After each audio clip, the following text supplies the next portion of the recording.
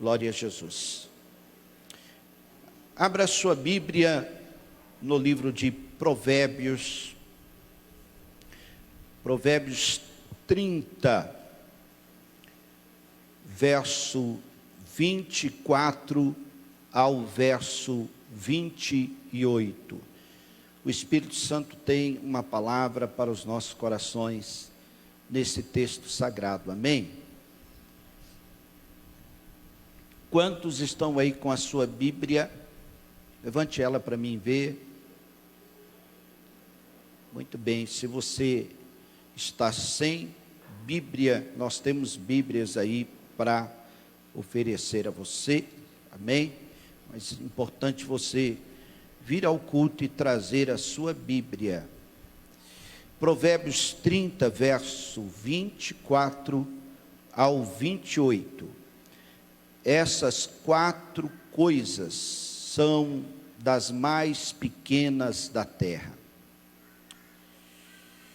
mas sábias, bem providas de sabedoria. Verso 25, vamos lá, igreja.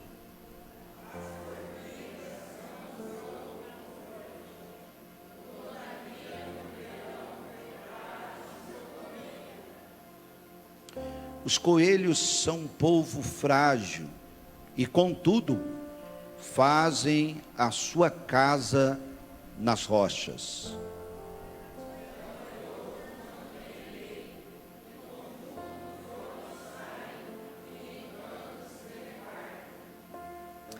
Aranha que se apanha com as mãos está nos palácios dos reis.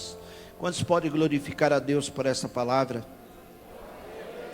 Curve a sua cabeça, feche os seus olhos. A presença do Senhor é real em nosso meio. Seu Espírito está se movendo aqui.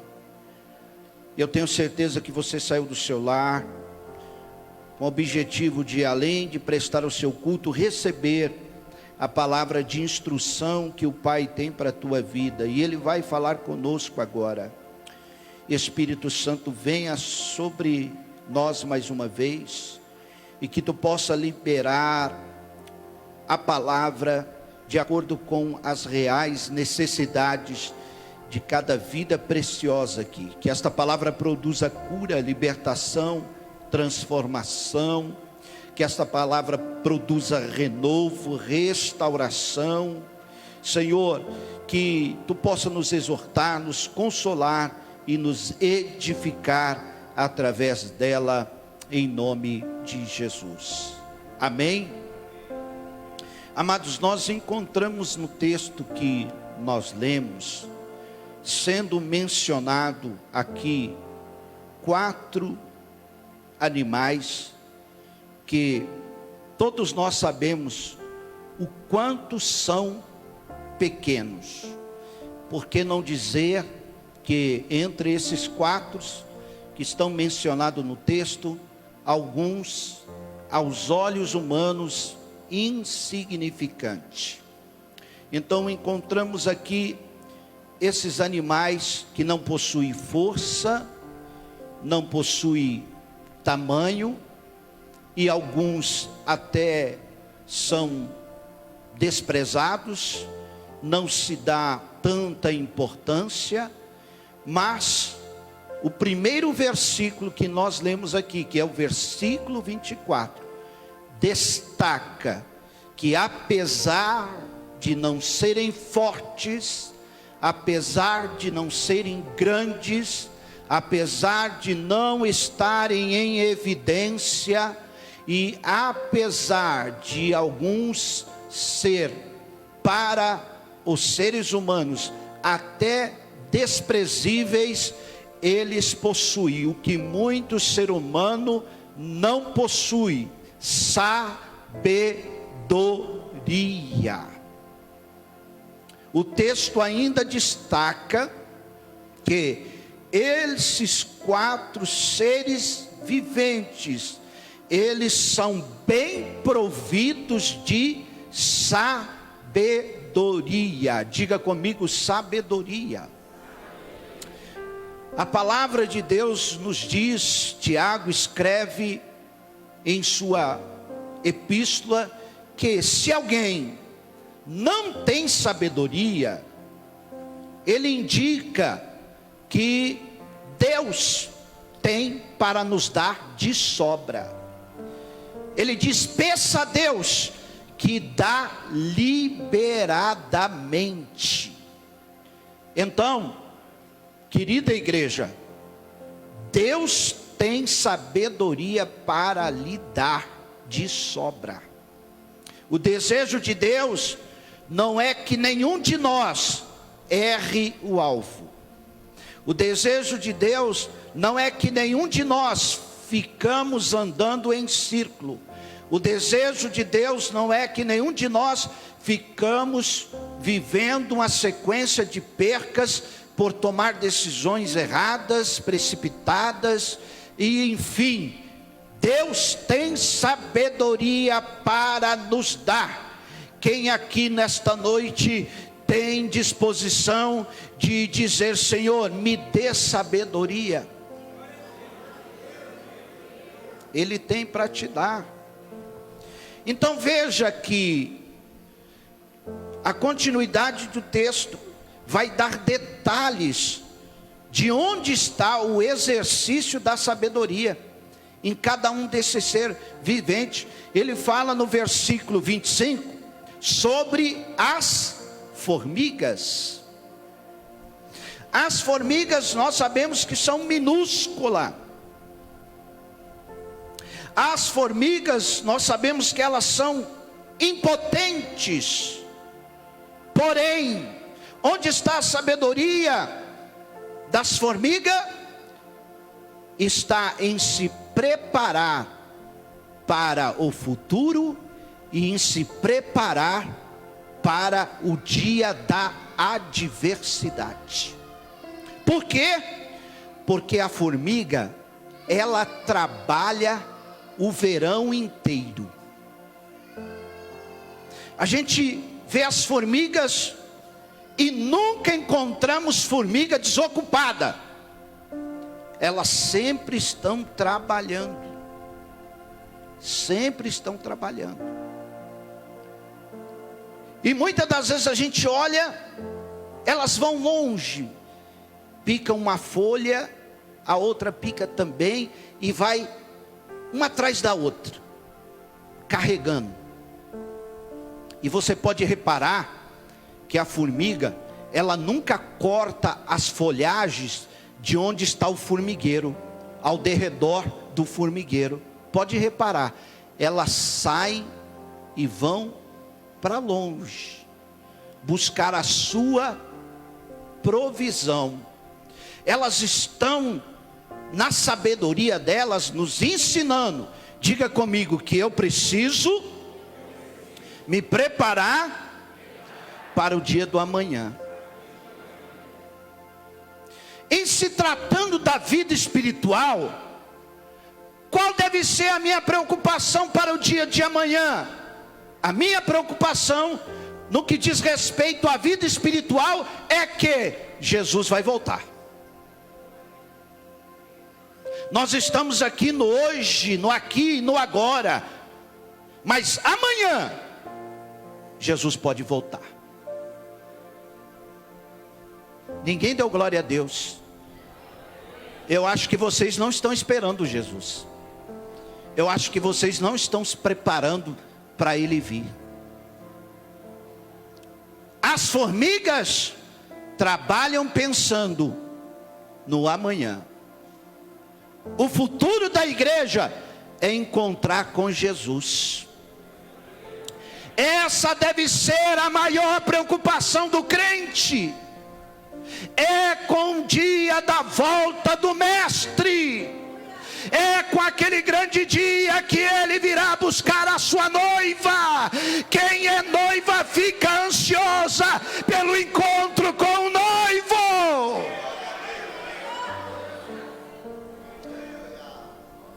Como é que está a sua vida espiritual? Você tem que se preparar.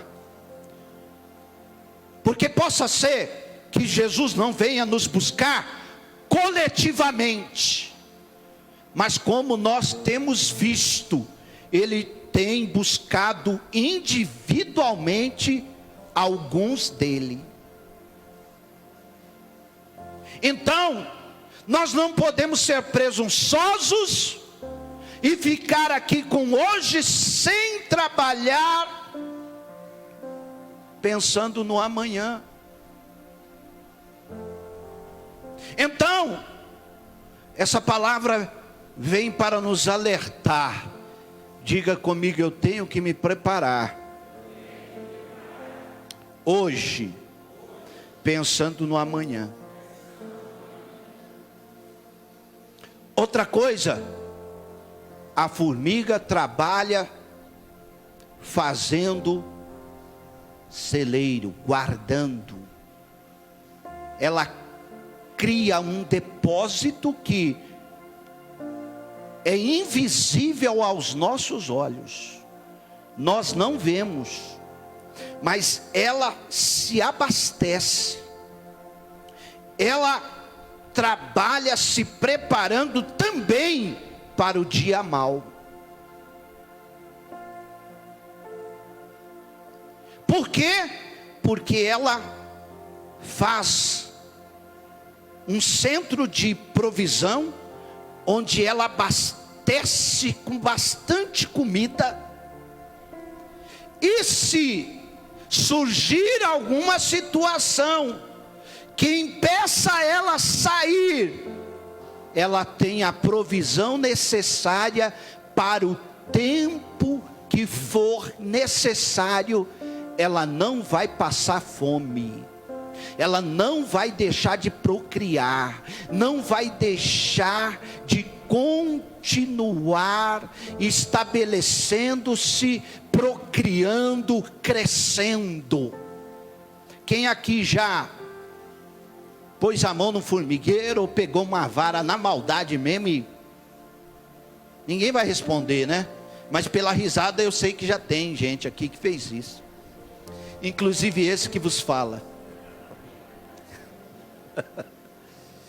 O que acontece? Você vê aquele monte de coisinha branco.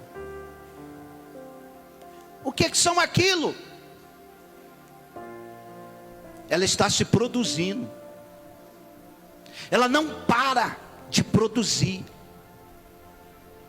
Qual é a terceira lição aqui? Ela trabalha hoje pensando na posteridade dela, nos descendentes dela. Então presta atenção. Qual é a segunda lição aqui? Você tem que se preparar, porque hoje pode ser que tudo está bem, tudo é bonança, tem recursos que vêm de todo lado, mas possa ser que você vai enfrentar o dia mau. Nos países onde há constantes terremotos, maremotos, tornados, como os Estados Unidos, como o Japão, eles estão totalmente preparados. É muito comum você ver as casas construídas com uma estrutura em que tem o sótão lá embaixo. Se vir um terremoto, um maremoto, um tornado, todos descem lá para baixo. E o que tem guardado lá? Provisões. Diga comigo, provisões. Provisões que dá condições da pessoa ficar ali, abrigada, até que a tempestade passe. Então você tem que compreender que você tem que se preparar para o dia mau. Ninguém deseja ter um dia mau. Ninguém planeja e quer planejar, mas isso independe do nosso querer, de querer ou não. Possa ser que ele venha, mas se ele vir, eu vou estar preparado, eu vou ter provisão e nada vai me faltar. Vai mandar abaixar. E quem está entendendo o que o Espírito Santo está falando?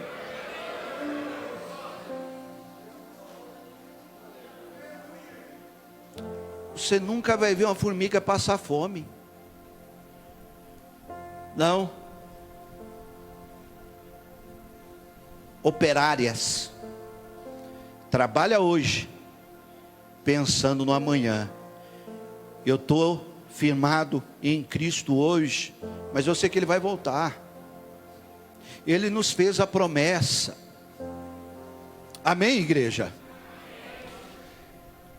Então a gente tem que saber que a qualquer momento Ele pode voltar. Coletivamente para buscar a sua igreja, individualmente para buscar quem Ele quiser buscar, porque nós somos dele, amém? Amém?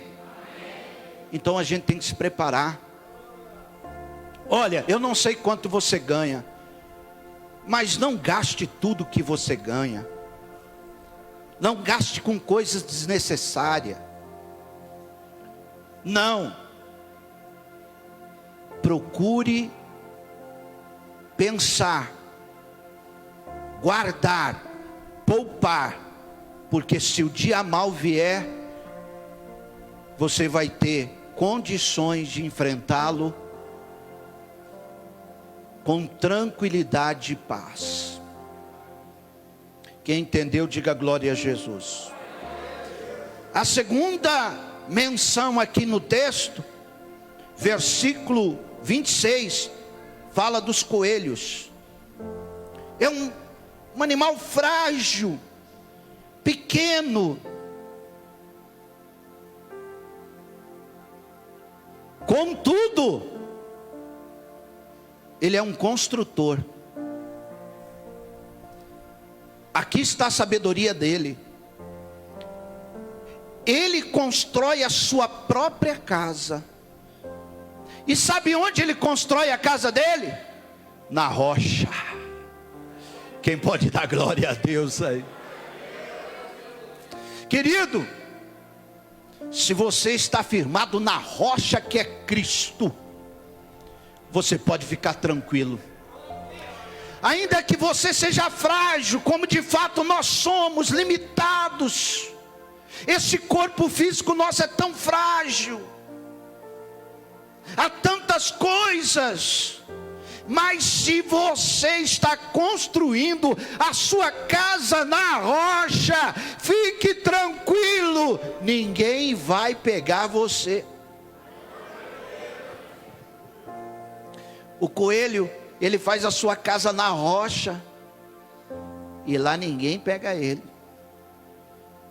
Isso fala de nós estarmos alicerçados em Cristo. Jesus, ele fala sobre dois tipos de edificação. E ele conta, um certo homem edificou a sua casa onde? Na areia. Outro edificou aonde? Na rocha.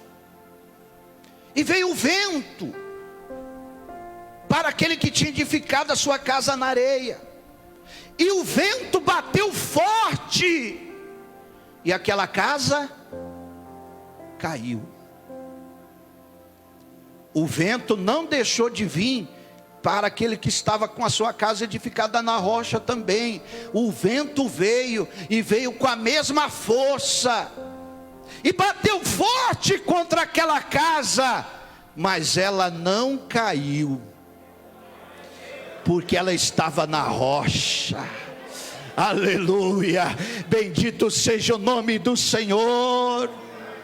Então, ainda que você seja pequeno, como o coelho é, insignificante, como ele é, no que diz a proporção de tamanho, fragilidade, mas se você tiver com a sua casa na rocha, fique tranquilo, porque essa rocha vai te sustentar. Fique tranquilo que nenhum mal vai chegar até você.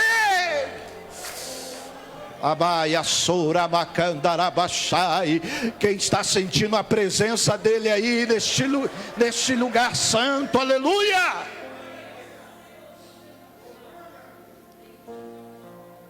Oh, glória a Deus. E aí vai falar do terceiro animal, os gafanhotos. Qual é a lição do gafanhoto? Ele não tem um líder. Gafanhoto não tem líder. Gafanhotos não tem rei. Não tem. No entanto, eles saem em bandos, nuvens de gafanhoto. Você quer ver um pesadelo para um agricultor? É ele ouvir isso: está vindo uma nuvem de gafanhoto. Qual é a lição que os gafanhotos não dão? Diga comigo: união, unidade. Eles não têm um líder para determinar a ação, eles não têm um líder para determinar onde eles vão assolar aquilo que está plantado, mas eles se unem, e eles formam uma nuvem, e vão, e cada um já sabe o que tem que fazer. Percebe? Quando nós nos movemos, igreja, em unidade, nada pode nos parar. Mas enquanto o marido está puxando para o lado, a esposa para o outro, não chega em lugar nenhum. Enquanto os filhos puxam para o lado, os pais para o outro, não chega em lugar nenhum. Enquanto na igreja a divisão de pensamento, a dissensão, a partidarismo, há opiniões próprias formadas que não se abrem mão, não há crescimento, não há desenvolvimento, não há conquistas expressivas. Mas quando nós de fato nos unimos, Paulo, ele por inúmeras vezes, ele reforça o desejo de Jesus, que foi expresso em sua oração ao Pai, quando ele orava para os seus discípulos em João 14, e ele deseja ardentemente em seu coração que todos os discípulos fossem um só. E ele ora dizendo: Pai, eu vou dar a glória que tu me deste a eles. Deus não abre mão da glória dele, igreja. Olha o que Jesus faz: ele ora envolvendo algo que Deus não abre mão, que é a sua glória.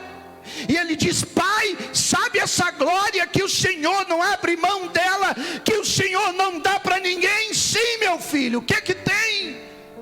Eu vou dar a eles. Mas por que, meu filho, você vai fazer isso? Pai, para que eles sejam um, como eu e tu somos, perfeitos em unidade. Você sabia que Deus respondeu a oração de Jesus? Sabia? Quando a igreja começa em Atos 2, com 120 crentes reunidos no cenáculo, e que o Espírito Santo desce como um vento veemente e enche toda a casa, e todos eles são cheios do Espírito Santo, batizados com o Espírito Santo e com fogo, eles saem. Lá fora está uma multidão incontável de pessoas, e eles começam a falar em línguas. Pedro pega a palavra e começa a pregar, anunciar. Só naquele dia, quase 3.000 almas aceita Jesus. Quem pode levantar a mão e glorificar a Deus? Um pouquinho mais para frente, a gente vê no texto dizendo que de 3.000 foi para 5.000. Mais para frente, a gente encontra o seguinte relato: em Jerusalém, toda Jerusalém servia a Jesus. Eu estou falando de uma cidade que na época tinha mais de 8 milhões de pessoas. A principal cidade da época foi toda alcançada por causa da oração de Jesus, que ele orou dizendo: Pai, eu estou dando a glória que tu me deste a eles, para que eles sejam perfeitos em unidade. A unidade vai dar crescimento, a unidade vai ser como um trator esteira, vai passar por cima de tudo, vai conquistar tudo. Essa é a lição dos gafanhotos. Não tem um rei para apontar um caminho, mas quando eles se unem, ninguém os detém. Se a igreja se unir, se nós trabalharmos em unidade, nada vai deter essa igreja, nada vai parar esta igreja. Você vai conquistar individualmente, e nós vamos conquistar coletivamente. Mas para isso, igreja, nós temos que abrir mão do jeito que a gente pensa, para pensar do jeito que Cristo quer que a gente pense. E o pensamento de Jesus não é um pensamento individual, mas ele pensa no corpo todo, porque ele deu a sua vida por sua igreja. Quem entendeu, levante a mão e glorifique o nome do Senhor. E depois vai falar da aranha. Uns gostam da aranha, outros não gostam. Uns têm medo, outros não. Mas qual é as lições que a aranha nos dá? Primeira lição: a aranha, ela faz a sua telha, e a sua telha é invisível. Para você enxergar uma telha de aranhas, você tem que chegar bem perto. De longe você não vê. Duas lições. A primeira, diga comigo, proteção. A segunda, diga comigo, armadilha para os inimigos.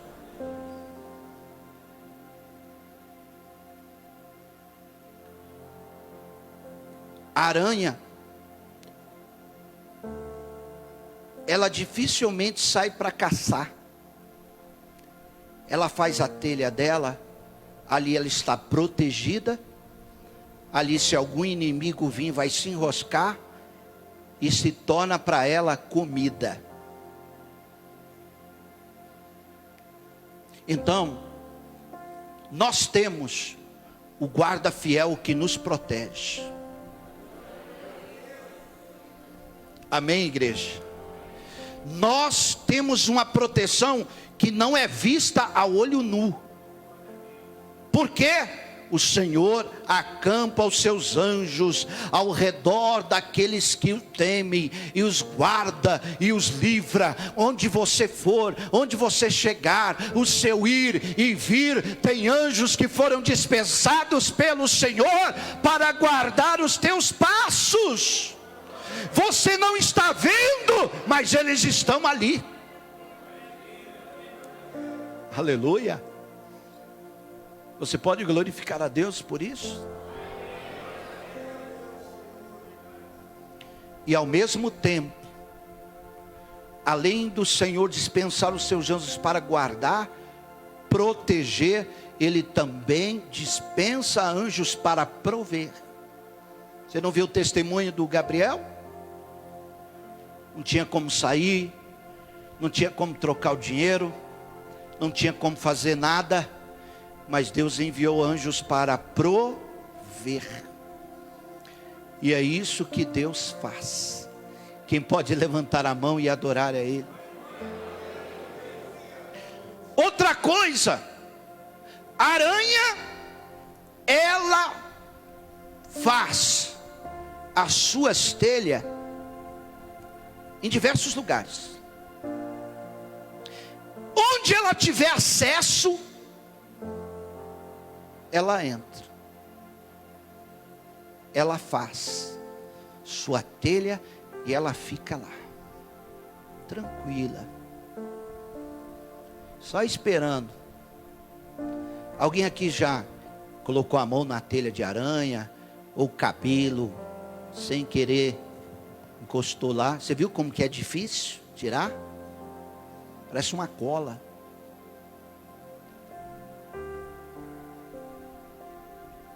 Ela fica ali, porque ela sabe que ali ela está segura.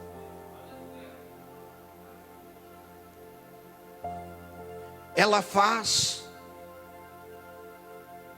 as suas telhas em todos os lugares que ela tem acesso. Outra coisa, ela é observadora.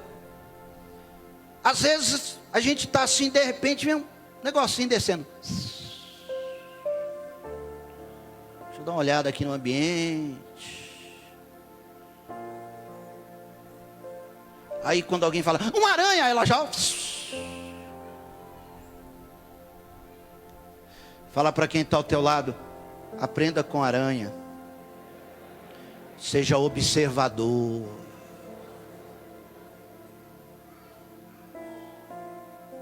Observe mais.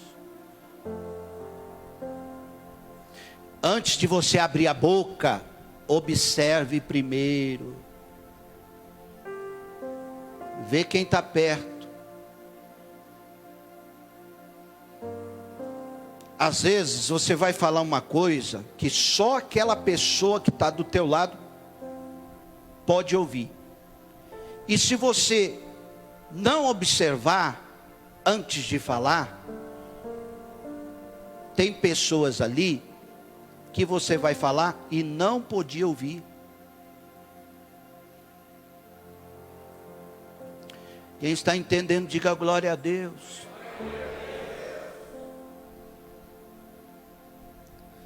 Porque quando você se der conta, a conversa já tomou uma proporção que você vai ficar entristecido. Então, onde você chegar, seja observador. Essa pessoa pode ouvir? Não pode, então não vou falar. Essa pessoa, se eu falar isso, vai se escandalizar, então não vou falar. Seja observador.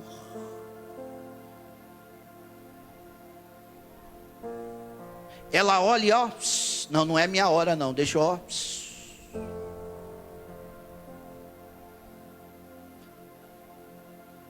E para finalizar essa palavra, a aranha faz nos palácios do rei suas telhas. Ela tem acesso onde eu não tenho acesso, você não tem acesso. Nos palácios, nas mansões, ela tem acesso. O que quer dizer? O que isso representa? Que Deus é capaz de levar-nos aonde a gente nem imagina. Deus é capaz de conduzir você a lugares que você nunca imaginou estar. Ele vai abrindo as portas, ó. Quando Ele olha para você e diz, olha, você é frágil, você é pequeno, ninguém está te enxergando, mas você está aí, olha, como uma aranha, protegido, uma proteção invisível. Você sabe agir observando, ó, pronto para ouvir e tardio para falar. O que Deus vai fazer com a pessoa dessa? Abrir uma porta atrás da outra. Ele vai abrindo uma porta aqui, Ele abre outra lá. Ele vai abrindo as portas, Ele vai abrindo as portas. Cada passo que Ele dá é uma porta que se abre. Meu Deus, eu estou aqui. Será que sou eu mesmo? Será que é um sonho? Não, meu filho, você está aqui. Eu te coloquei aqui. Tem mais porta que eu vou abrir. Aleluia! Se coloque de pé adorando, se coloque de pé glorificando, exaltando o nome do Senhor. Amandarabashai, Uramandarabashai. Aprendemos hoje com as formigas. E quem é preguiçoso tem mais um conselho, viu? Para quem é preguiçoso, né? A Bíblia diz: vai ter com a formiga preguiçoso, vai aprender com ela, né? Este dia eu vi uma postagem no Facebook de um jovem, não é daqui da igreja não, porque se fosse eu ia tirar a cinta e dar um couro nele. Uma postagem lá, colocou assim: procuro uma varoa, vantagens do roupa lavada, passada, casa limpa, comida feita, é só me sustentar. Irmão, eu falei, não é possível, não é possível.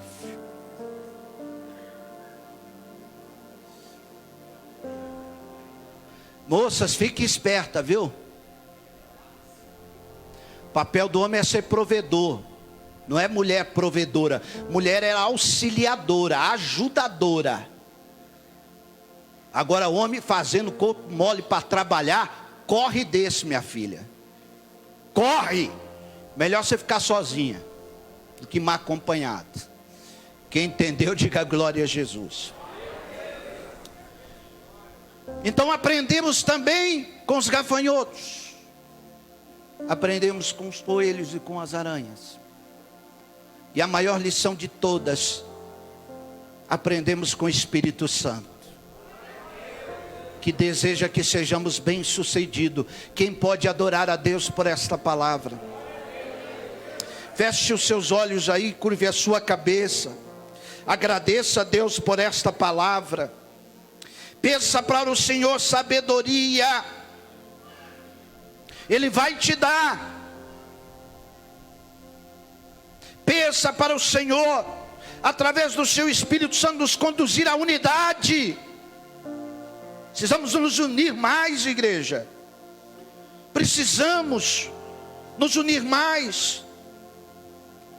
Sabe, a maior dificuldade dos novos convertidos ao se inserir na igreja é porque lá fora ele experimentava no ambiente dos amigos, da família, um ambiente de unidade.